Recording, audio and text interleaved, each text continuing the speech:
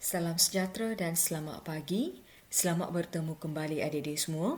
Okey, jom kita mulakan pembelajaran kita pada pagi ini dengan tema kelima, seni budaya kita, unit ke-15, Wah Cantiknya. Tajuk kolom ciptaan saya. Kemahiran 3.3.2 iaitu mengedit dan memurnikan arsip penulisan daripada aspek ejaan dan tanda baca. Tanda baca. Adik tahu tak apa itu tanda baca? Tanda baca என்றால் நிறுத்தக் குறிகள். Okey, tanda baca ini penting untuk menentukan keberkesanan penyampaian mesej penulis kepada pembaca. Okey, jom kita lihat jenis-jenis tanda baca. Tanda titik. Tanda titik ini juga dikenali sebagai nokta. Okey, nokta digunakan pada akhir ayat yang lengkap. Tanda koma. Okey, tanda koma ini digunakan untuk memisahkan unsur-unsur yang hendak diperkatakan secara berturut-turut.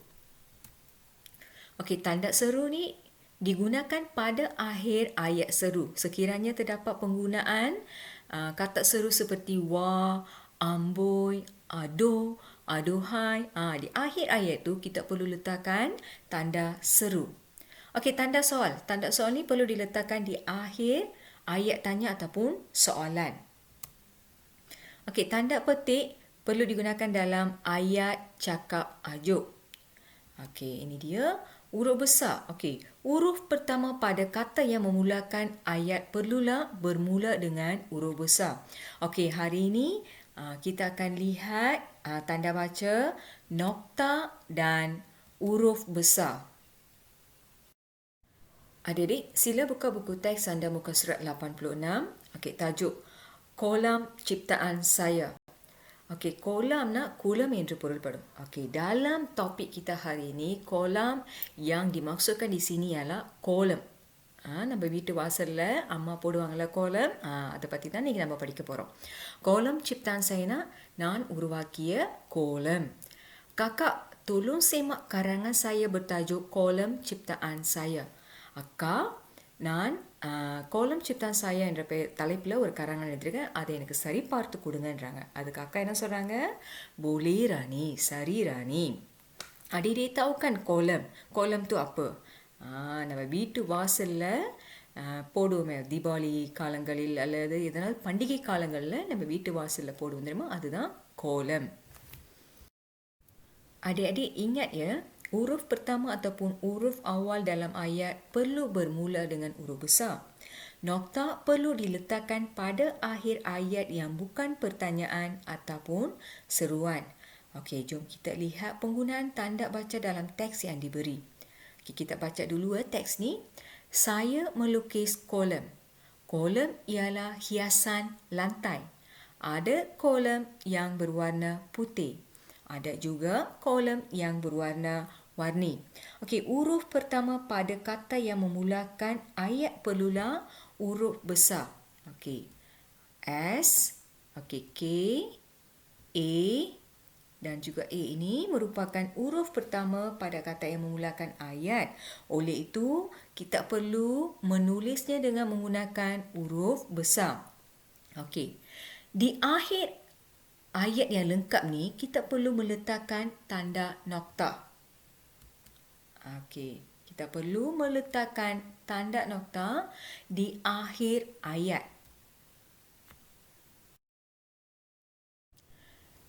Jom adik-adik, sekarang kita mengenal pasti kesalahan tanda baca yang terdapat dalam teks yang diberi.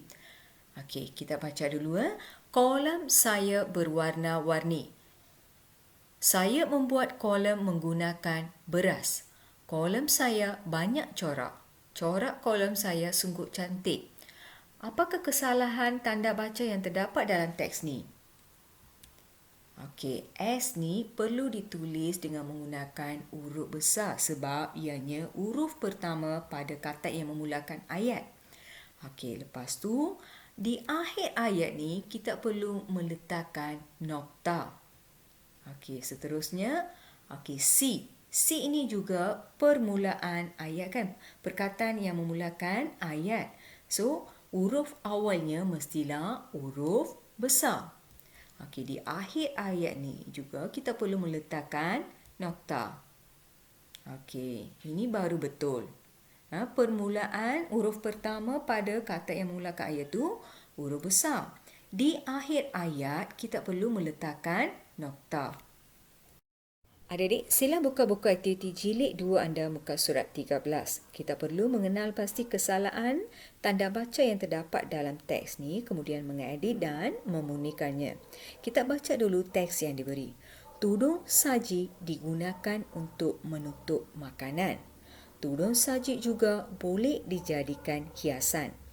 Tudung saji ada banyak warna. Warna tudung saji seperti merah, kuning dan biru. Corak tudung saji cantik. Tudung saji banyak dijual di kedai. Banyak orang suka membeli tudung saji. Okey adik-adik, dalam perenggan pertama tiada apa-apa kesalahan tanda baca. Kalau adik lihat, huruf pertama pada kata yang memulakan ayat ni ditulis dengan menggunakan huruf besar. Di akhir ayat, nokta telah diletakkan. Okey, sekarang kita lihat perenggan kedua. Okey, perenggan kedua. Apa yang salah dalam perenggan kedua? Okey, tudung saji T.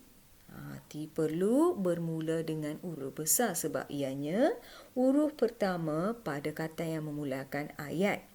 Okey, lepas tu warna tudung saji seperti merah, kuning dan biru. Kalau adik-adik lihat di sini, ada unsur-unsur yang diperkatakan secara berturut-turut. தொடர்ச்சியா சொல்லப்படுகிறது. So, தொடர்ச்சியா சில விஷயங்கள் சொல்லும்போது, kita perlu meletakkan tanda koma. So, merah முடிஞ்சு, kita perlu meletakkan tanda koma di sana.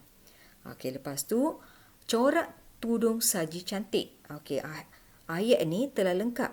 Lengkap harga. Apa? Di akhir ayat tu, kita perlu meletakkan nokta. Okey, sekarang kita lihat perenggan ketiga pula.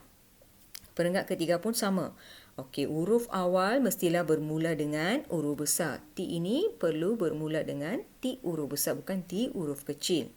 Okey, banyak orang suka membeli tudung saji. Di akhir ayat ni perlu ada nokta. Okey. Cikgu nak anda tulis jawapan yang betul dalam buku aktiviti anda. Sekiranya terdapat apa-apa pertanyaan, anda boleh hubungi cikgu. Sekian, terima kasih.